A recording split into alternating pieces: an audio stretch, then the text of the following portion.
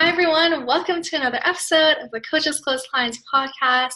Today, we're here with the amazing Brad Newman, who is an enrollment specialist for Sam Evans, but also a sales mentor and coach. And we're so excited to hear about his story and some of his top tips and how he's become so successful today. So thanks so much for joining us. Nika, thank you so much for having me and just putting this together. This collaboration space in this industry that we're in is so important. It is so important to collaborate and to learn and to teach and to listen. So you are the gift here for putting this together and having the courage to do it. Oh, thank you. Well, let's get right into it then. So why don't we start off with you just telling our audience a little bit more about you and how you ventured into this very unique space that we're in. Cool. So I'll start at the beginning. Well, I was born June 25th, 1990 from my mom. No, I'm just kidding. I'll fast track a little bit. So initially how I got into enrollment was a process that I felt as though I was being chosen to be in this space. And the way that it really manifested was back in 2015, 2016, I was actually a trained recovery coach and a trained interventionalist, where one, I would help kids who were struggling with drug addiction from 18 to 25, like reclaim their life and let go of the drugs and actually like learn how to live in an abundant, fruitful, giving fashion. And where the enrollment really came in was like during my times of interventions. And these were potent times where I would be called to the emergency room at like 3 a.m. in the morning, where someone would literally overdose from drugs. They'd be brought back to life, and they would call me to come to the emergency room and be their advocate, because the doctors, the nurses, the social workers, like there's such a gap in that of like helping someone actually make the choice to go seek help and go seek treatment versus going back out the door to the old ways. And I would just come in like fired up, like own the room and being like, I'm going to help you. And like, that's where like the enrollment, like I was enrolling them in like the possibilities of like what life is going to be like after the use of drugs. And I was even asking the questions that we asked in enrollment conversations of like, who else is this affecting? Like, and they would tell me about their families, like the struggles and the guilt and the shame they had about money and work, and like the self-hatred they had for themselves. And then I would like ask them, like, you know, that decisions happen in the moment. Like, you are at a crossroads right now. What you can choose both ways. We know how both ways going to end because you've done this before. Like, which way are you going to choose right now? Wow. And like, I even calculated, I was at like an 80% conversion rate, like, because I wouldn't leave. Like, I was committed. I would not leave the hospital. They'd be like, no, thank you. No, thank you. I'd be like, tell me more about that. And so like, I was in, because I just drove to the emergency room. Like, I'm not leaving without freaking, because this person's life is on the line. And so I was like so committed to that cause. But I was broke. Like, I was broke. It was such a like fulfilling, giving contribution role. And I was making $12 an hour.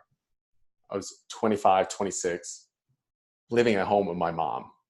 Like, literally the story on the internet of like, I was in the basement with my mom and like post-college, like that was, I'm like, God, I hate that's me, but that's it. And so I decided, I was following this guy named Brad Hart. He's someone in this entrepreneurial space as well. For like, I just didn't know, he was just like building businesses and selling programs. And like, I didn't understand any of it, but I was like so intrigued about it. And then one day he posted something on his Facebook about a Tony Robbins ticket in New Jersey, where I was at the time. And I always wanted to be Tony Robbins, always wanted to go there. I grew up on his tapes and I wanted to meet Brad. And so like making $12 an hour, I don't have anything like, but I have a credit card. Yeah. And so I was like, I was working and like, I just made like, I was just feeling pulled to make a decision. And so like I bought, it was a $1,700 ticket. I make $12 an hour. Like that will take like 6 months to pay off. I bought the ticket because I just wanted to meet Brad and I wanted to go to Tony Robbins. And then like I needed 5 days off from work. And so I just called my boss and I was like, you're going to hate me, but I have a once in a lifetime opportunity. I need 5 days off starting tomorrow. And they're like, what are you talking about? And then so like I enrolled them in like, please. And they said yes. So I ended up going to the Tony Robbins thing. And Brad actually had a mastermind that he was participating in before the event.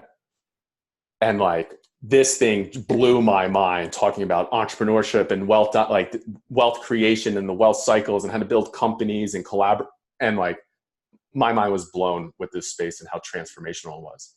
Wow. And so he ended up pitching his mastermind at the end. And it was $12,000. And I'm making, but like I was so pulled that like I took out my credit card again because like I believed in what was possible. I wanted to change my circumstances. And like I put down another $12K, paid over time, but it was like another like a good credit limit there for I had a good credit limit because I had student loan. Yeah, I did. I had student loans. I had like a 770 credit score. But there was no, like, I did not have a vision that I'd be up in enrollment, like closing deals and enrolling people at a high level. Like that wasn't even like on the radar. I was just feeling guided and I was acting decisively. And so from that decision, I started getting connected to all different people in that space because he was very well connected. And he told me 2 rules because I had a lot of student loan debt and I wasn't making a lot of money. He's like, there's only 2 rules to this. It's stop the bleeding and make it rain. And the only way to make it rain is to get into sales, like initially. I was like, okay. So then boom, it just started getting connected. I got connected to this guy named Scott Olford. He owns this thing called the ROI method where he helps entrepreneurs grow to 7 and 8 figures. And I just hopped on the phone with him, getting connected. And he asked me, he's like, what do you want to do? I was like, sales. He's like, perfect. And so I just, right off the bat, I started selling a $10,000 program. And I had no idea like what I was doing. Literally no clue. I took 5 calls of like, I've never sold anything over like $40 transactions. We talked about this a little bit. Like I was working at Penske Truck Rental, doing rental trucks, just like quick, like answering the phone. And then jumping from that to a $10,000, like all my money stuff started coming up of like, people pay this? Like, I don't like, this is crazy.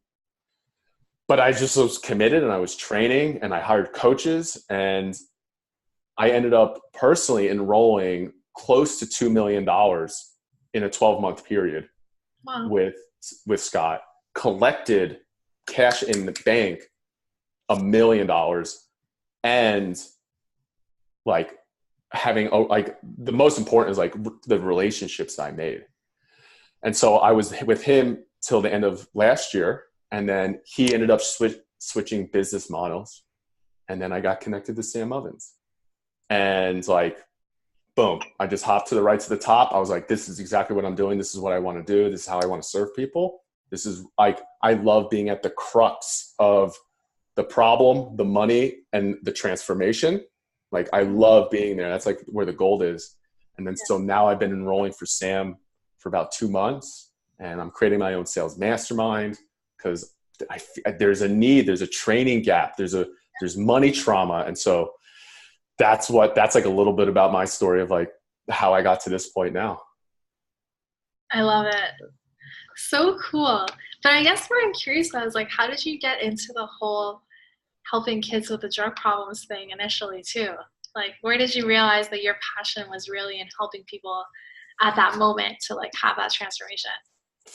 You know what? That's a great question because I was that child. I went to rehab 4 different times. Wow. I had to be intervened on, and it was my father who staged an intervention. And it was like I knew there was a problem, and I knew there was a problem, and I wasn't willing to like own up to it until someone like held that space for me in a powerful way and like showed me what was true and showed me the consequences of my current reality and where it's leading me. That it was like, I got into that because like we learned in recovery from drug addiction is I can't keep what I don't give away. So I can't keep love if I don't give away love. I can't keep contribution, the feeling of service, if I don't give it away. And so like, that's just like how it like unfolded of like, cool, that happened for me. Now I'm going to be of service and do it for others. Technical malfunction. Yeah. I don't know where I got cut off, but that's how it ended up happening. Wow. Awesome. And you talk a lot about this notion of holding space. So tell us more about what you mean by that.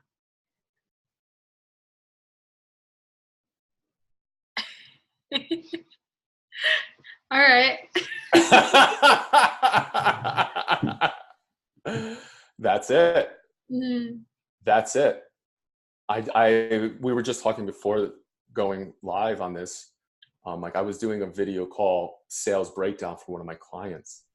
And what I noticed, especially in enrollment calls, what's really going on from people who are like trying to sell a program is like a neediness to help fix people's problems right away.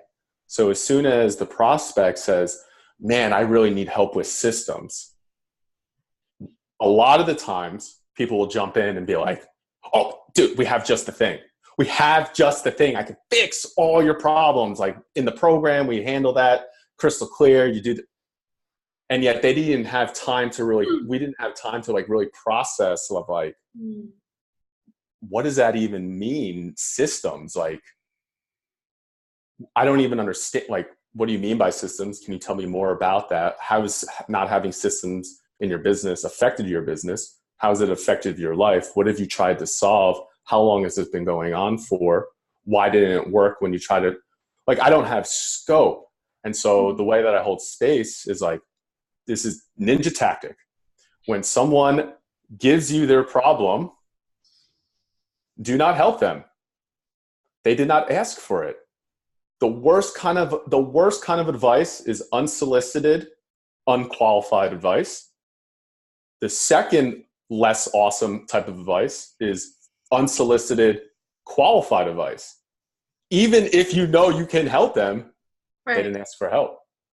And that relates back to like my drug addiction of like, I was not ready until I was the one asking for help. So when I hold space is they'll ask a question and I'll stay silent for like 4 or 5, maybe even 6 seconds. And then they'll like, people are uncomfortable because the space is, now they have like an opportunity to really just like keep going.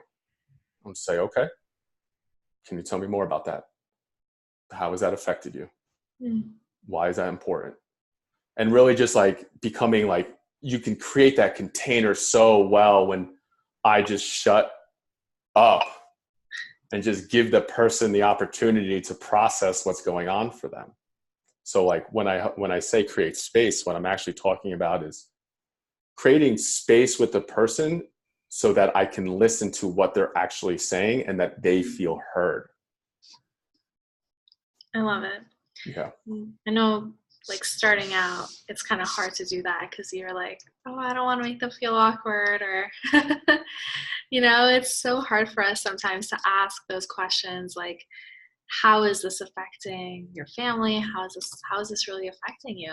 So what did you do, like maybe when you were first starting out, to kind of prep your mind and say, you know, it's necessary for me to go there with these people, even though it feels kind of uncomfortable at first? Yeah.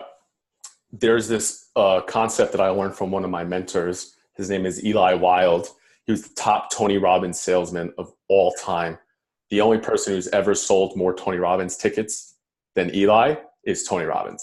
Like, he blows it out of the water. They were even asking him to take Tony's place on stage when Tony was retired. So like, he's the real deal. And he taught me this concept.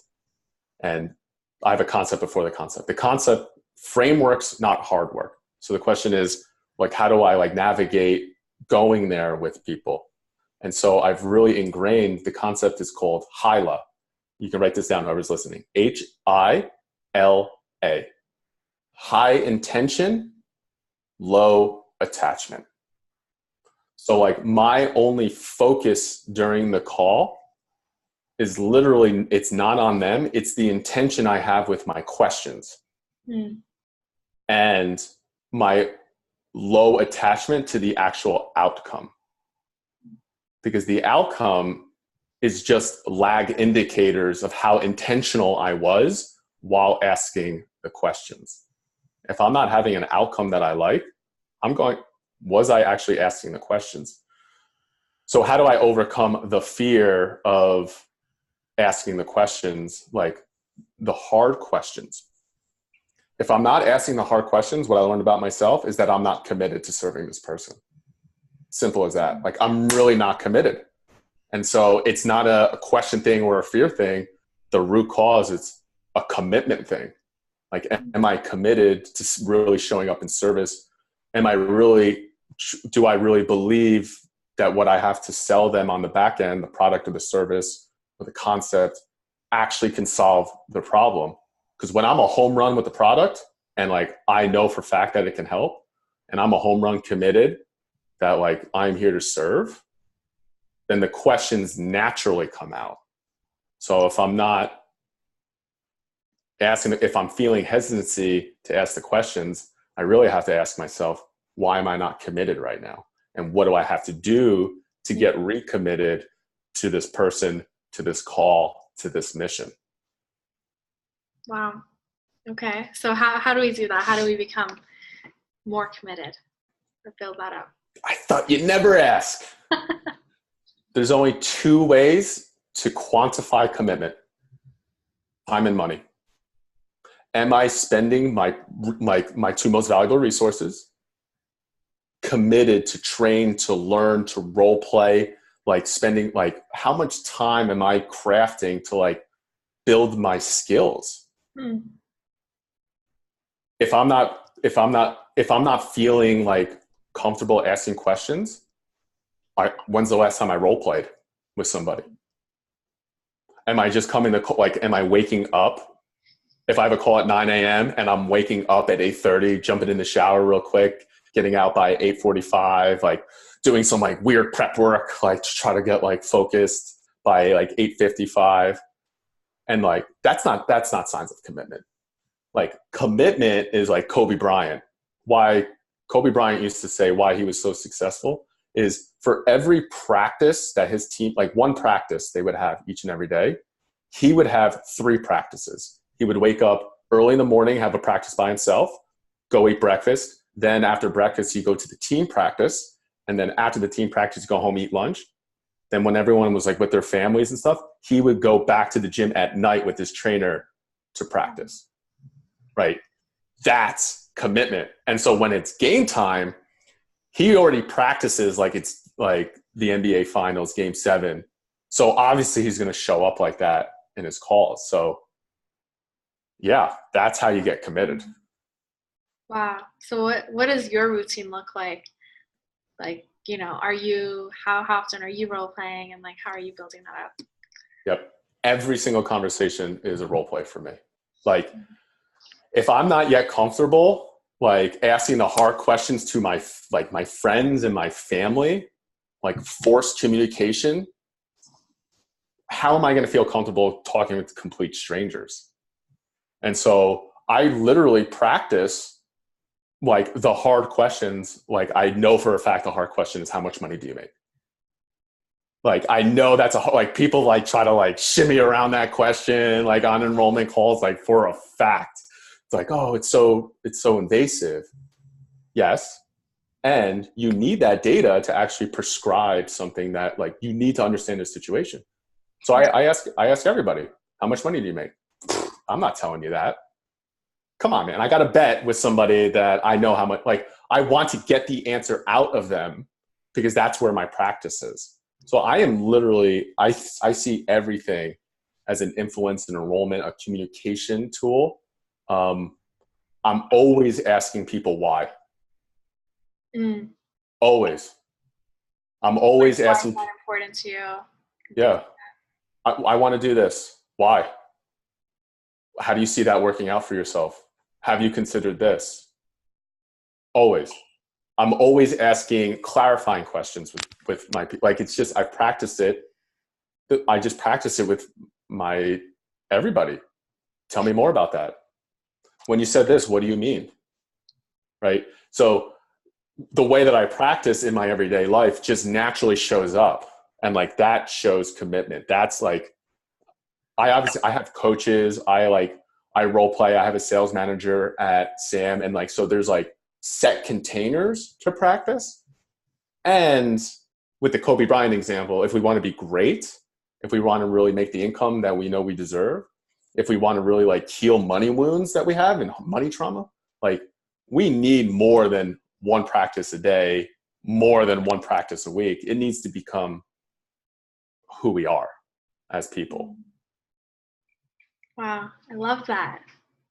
I love that. So along that way, I'm curious, like, in terms of asking why, like, what's your why? Like, what's your big picture, like, why you do what you do?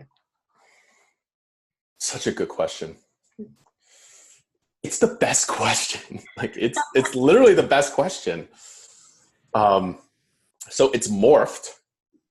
Mm-hmm. I want to preframe of like, it's always morphing. And what it is true right now is like, my mission right now is to help entrepreneurs heal money trauma through the vehicle of sales. Because I've noticed from my own story and just like talking with people that money trauma, money fear, money insecurity, I can't pay for this, I'm not going to have enough, the neediness, who's going to save me, what happens if it doesn't work out, it's so pervasive. It's that thing of like, that literally impacts such a large majority of our decisions of us doing something or not doing something, of saying something or not saying something. And like, just coming to reckoning, like, someone else posed to me that question. They posed it a little different way that just like got my brain like percolating, was, if I only was able to ask, if I was only to express one message for the rest of my life and I couldn't express any other message, what would that message be? I'm like, I didn't know at the time and I had to think about it. But when I looked past over my life, like, money trauma and sales have been like hand in hand. My dad was an entrepreneur, owned his own business. Like, I didn't know at the time, but we were rich. Like, my family was rich. Like, I didn't know it. I just lived in the community I lived in. I went to the school that I went in. Everybody else had the same toys. We had houses, beach houses, commercial properties, thriving entrepreneur business. My dad was in sales. Like, he was the driver of his own company.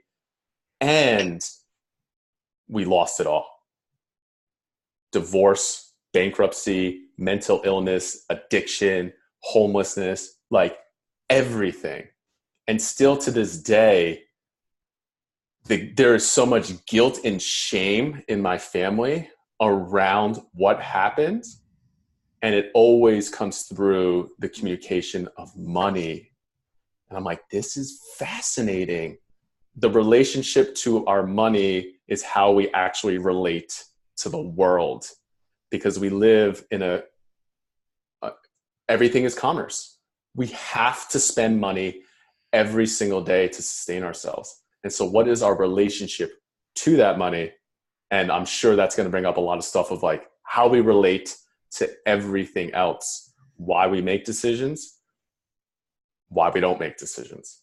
And so I now just like, this is why I feel like I'm chosen, of like, my family was so close to legacy building wealth for like me, and like so close, and it crumbled, and it was devastation. And now we're still feeling the repercussions 11 years in the future. And so now I happen to be in a vehicle that I'm right at the intersection of problem and money, and how I relate to that is how I relate to everything else in this land. Mm-hmm. And so that's my mission now, is to heal money trauma and teach people the skills to create money in their experience so that we can actually do the real work that needs to be done. I love it. Wow. So what are some ways that you've rebuilt rewritten your money stories, money experiences, like affirmations or like journaling, or like what are some tactical ways that people can kind of start tackling that in their lives? Mm-hmm. So there's a couple different ways, a couple of different experiences that I've noticed. For me, I can create massive amounts of money in my experience and I can't hold on to it. Hmm. Some people might experience they have trouble making it in their experience and they can't hold on to it. Some people might experience I have trouble making it in my experience, but I do save it, but I'm afraid to spend it and use it as a tool. Hmm. And some people are really, really healthy where they dance with money, they solve problems, they're able to spend it and give it freely with no attachment to it because it's just energy. They're able to multiply it. And so like I'm in my own process right now. Like I'm like in it right now. And so there's two tactics for me. If you can generate it, but you're spending it. The number one thing for me was like, I'm just really vague. I can be really vague with the amount, like what I'm actually doing, right? I avoid looking at my statement, right? So am I, right? So these are behaviors. It has nothing to do with the money, right? Maybe you identify. There's your behaviors that are in every other area of my life, but like being vague, like, do I know exactly to the cent of what I need to go out? Like, how am I making my decisions to spend? What am I avoiding right now? Like, we've all had that moment where it's like we went out to eat, or we may have gone to like party, and we had a weekend. We know there's money in the account. We know we're not broke, and we know we're not homeless. But there's like this like thing that whispers that says, "Don't look." There's like guilt. Right. So like being aware of that, of like I'm avoiding. So the one thing is like I got to get super crystal clear on a daily basis of exactly what's in my account, what I need, and what are my targets. Like extreme clarity. And how that affects my enrollment calls is when I'm in integrity with that, I have no problem just going and asking like, how much money do you make? I know how much I make to the cent. I know what my target is to the dollar. What's yours? If you're feeling wishy-washy about that, like check in with yourself. Are you avoiding like looking at your credit card statement? You have late fees.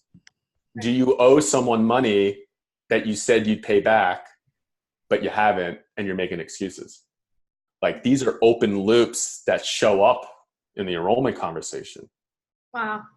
I've always noticed enrollment conversations, this is why everyone hates them. Yes, it's because maybe they're not good yet. That can be worked with skill, like repetition and skill set. But what the real reason is, what I found out for me, was that it is a direct mirror reflection instantaneously with how I'm showing up to the world. And I need to face myself every single day. Yeah. And that takes resilience. And that takes courage. So one tactic, get really freaking clear. Really clear. If you need some help, have someone who will kick your ass and hold you accountable to get really clear with that. If there's resistance for me even saying getting clear, just check in with that, because that's what's holding you back. The second thing that I've noticed that has helped me so tremendously is being thoughtful with the way that I spend. So I don't spend money unless I commit it at the beginning of the day of how I plan out seeing my day happen. It's black or white, because then it really makes me present to what I'm valuing in that moment. And I can tell if I'm going off track or on track. Like, am I going to lie to myself and say, I know I didn't commit it, but like, who's watching anyways? Right?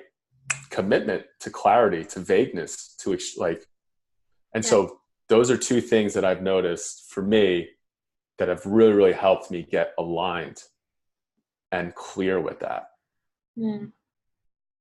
And I think the last thing is like most people we're getting on the phone with are extremely confused and vague about their money. And so when you have two people extremely confused and vague, oh boy, it is the blind leading the blind. That's why it's a part of the responsibility of anyone in enrollment sales. Like, you don't got to get your money right now, but you got to be crystal clear on it. All right, let's talk a bit about that and the mindset that the prospect comes in with. So, you know, when someone is coming in from that scarcity mindset, or you know, you're getting those money objections, how do you handle them? Straight on. I don't pitter patter. I have a concept that I teach is that virtually everybody will tell you their objection and their limiting belief within the first 60 seconds that you talk with them with. Wow. If you hold space and you're just listening, like for example, the call that I was just coaching on, the video call breakdown, after the call, after the question, you know, what motivated you to just take the time and chat with us today? Well, I love what he's doing. It was really interesting. Hold space. Don't say anything.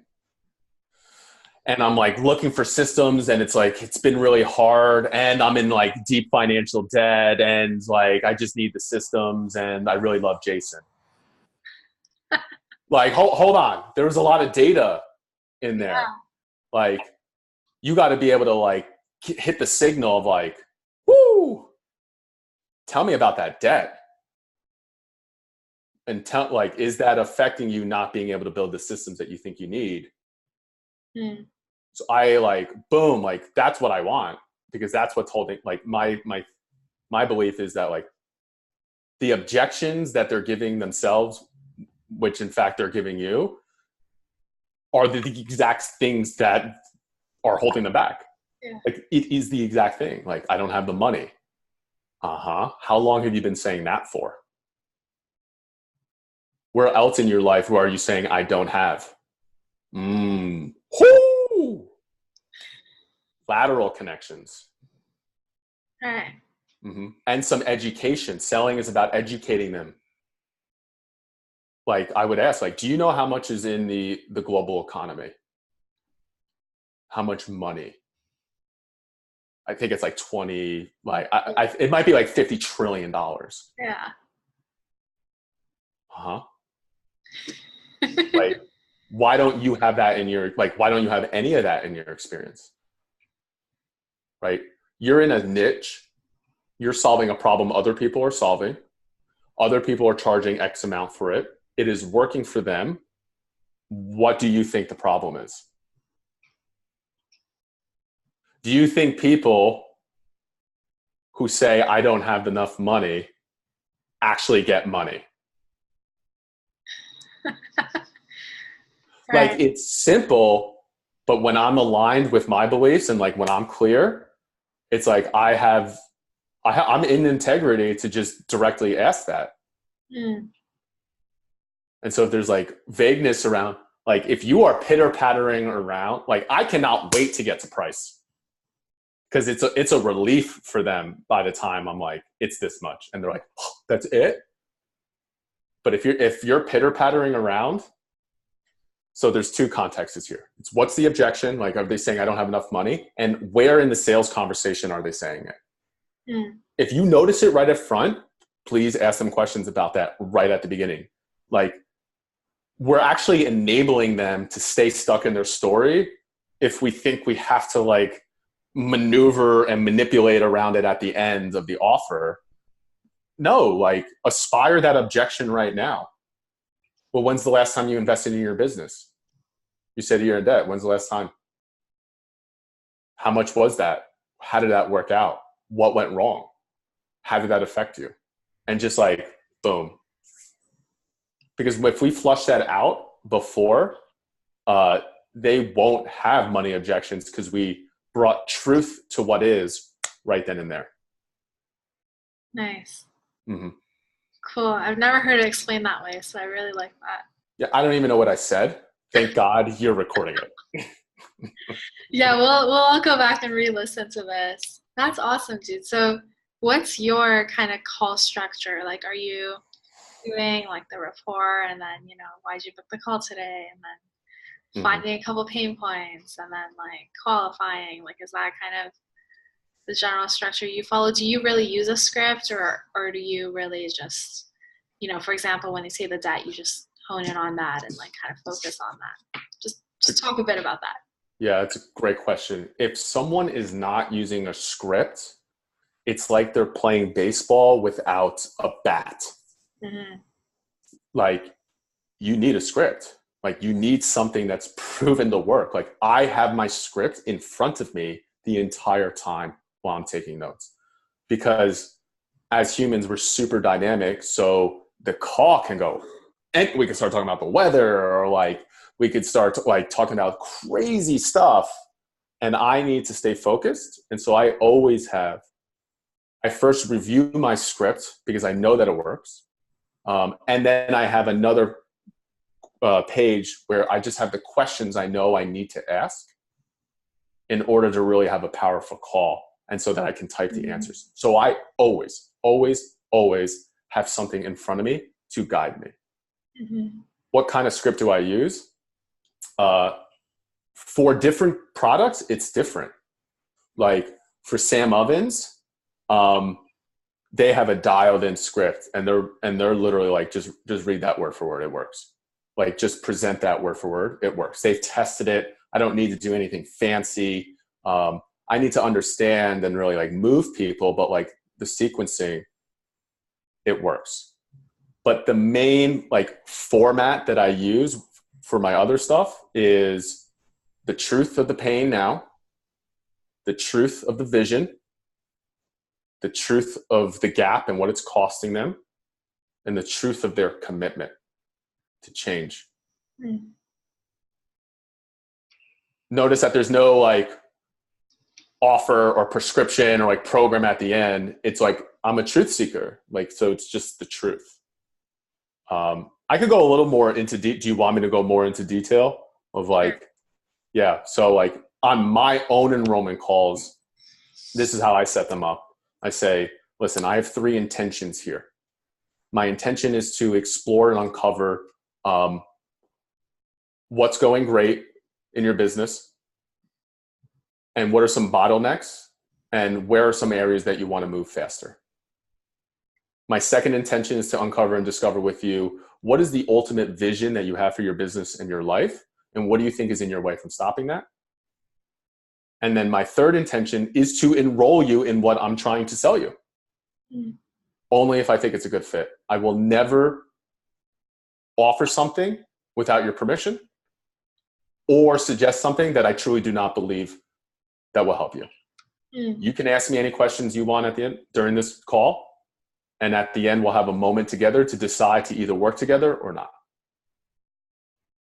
And then I ask, what is your intention for this call? Oh, I need some information. I just want to learn about what you do. Cool. Why is that important for you? When they go high, I go deep. Why is it important for you to learn about what I do? Oh, well, this. I'm struggling in my sales. I can't overcome objections. I don't know how to diagnose. How is that affecting you? I'm scared. Right? Yeah. Like the truth of the problem. Okay, well, what is it that you want to experience instead? I want to be able to show up on calls powerfully. I want to increase my income. How much income? 10, 15,000. How much exactly? Generalities will lose it. Got to be specific, got to be measurable. And if they're not answering it, just ask it again. Great, I hear you. How much exactly? How much exactly? Okay. How would life be different for you if you were generating that? Like, what would you even do with that money? Well, I'd be doing this and this and going on vacation to have more time freedom. Where would you go? Why? Who would you take? Right? People don't hold space to make these like broad strokes. And people now are like, oh my God, amazing. And then, so understanding the problem, understanding where they want to go. Why don't you think like you're here, you're experiencing XYZ, you don't have systems, you're at 3K a month, your closing percentage is not like, it's at like 17% and you're feeling frustrated and confused and scared. And what you really want to experience is XYZ. You want to feel up to the calls confidently. You want to close and enroll at 30, 40% so that you can make $12,546.72 in income, so that you can have more freedom and actually get the nanny that you've been looking for, and like release pressure off your husband. What do you think is in your way from achieving that on your own? Self-admission. I don't know how, right? What is it costing you to not be able to do what you just said? How committed are you to actually achieve what you just said you wanted to achieve? Why is that important? Why is that important now? How willing are you to do whatever it takes? I cannot stand this any longer. Okay. And I'll just hold. Okay. Where would you like to go from here? What do you got? Boom. Now I can offer, right? Because now they're crystal clear. They understand what's costing them and they understand what they want to get. Now I can go in and be like, all right, they understand the pain, understand the vision, understand the gap, I understand their commitment. Yeah. I just understand the truth.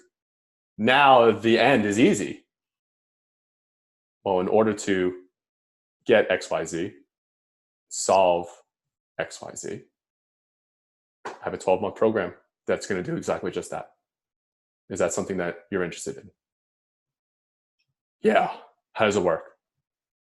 12 months, blah, blah, features, benefits. You get this and this and this with the intention of this so that you can do this, which will allow you to do this.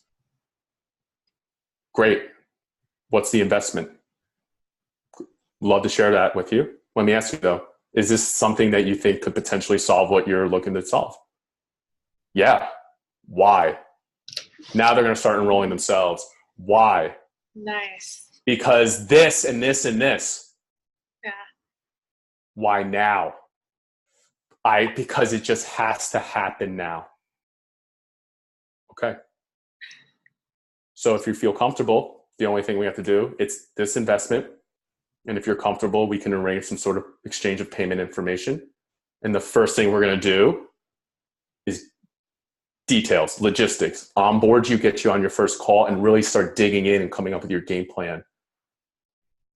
Is that something you're comfortable with? Yeah. Great. Credit card. So again, I was not like 95% of it. I am not pitching anything. I'm just seeking truth. That's like a condensed version of like how it could look. I love it. So what if so I guess they're not really going to say, I still need to think about it. But if they do, then how do you handle that? Mm-hmm. I don't say anything. Let them think. Or I need to think about it. Sometimes the best thing is not to say anything. I've literally been on calls with silence for 15 minutes. Oh my God. I just put it on mute because what they're doing, like this has nothing to do with me. It's going right back. We're going full circle to when I was in the emergency room and they're at the crossroads. They now clearly see how each action is what it's going to lead. They are at their crossroads. Who am I to try to intervene? Like they have all the data. They have all the clarity they need. Depending on if they need a cheerleader or an asset, like a general, or like, I'll just hold space. If they do come back, I'll loop them. I understand. I take responsibility that you need to think about it. But Nico, let me ask you, why did you even come to this call in the first place? Loop them back. Remind them again. Sometimes the biggest thing here is like people don't buy from strangers. Like we're breaking like buying beliefs. So like we need to hold space and show them and educate them during the process, like loop them back and remind them, well, how important is it for you to solve that? And why now? And what benefits do you see in your life if you do solve that? This, and this, and this. Okay. Well, how important is it on a scale 1 to 10? They might say an 8. We know, me and you both know, that if they're not a 10, I would ask, okay, why not a 4? Instead of asking why not a 10, why not a 4? Now they'll start justifying to themselves. Like, and all I'm doing is I'm just pulling the levers of like getting them committed. I'm not doing any outside pressure, urgency. I'm creating internal urgency within them to show them that their life cannot stand like this, and they're going to convince themselves. So any type of money, I don't know, I need to think about it, I loop them back. We'll just start again, do it in a condensed way. Nice. I love that. Golden nuggets all over this podcast episode. This is awesome. Cool. Well, I don't want to keep this going too long. This was super helpful. If people want to learn more about you, learn more about your sales mastermind, where can they do all that? Yeah, just go onto my Facebook profile, Brad Newman, BradNewman, and I have a Facebook group, Sales Coaching for Entrepreneurs. You just join that. And I'm just dropping fire in there and just answering questions and solving problems. And just, that's it. That's probably the best way to do it. Don't message me. I have too many messages. Seriously, just like go to the Facebook group. Nice. Yeah. You responded to my message though, so. Yeah, I answered you. Feeling honored. I answered you. Awesome. Well, thanks again for coming on here, sharing your wisdom, sharing your message, your why, all of that. Really powerful episode. So thanks again for being here. Thank you for having me, Nico.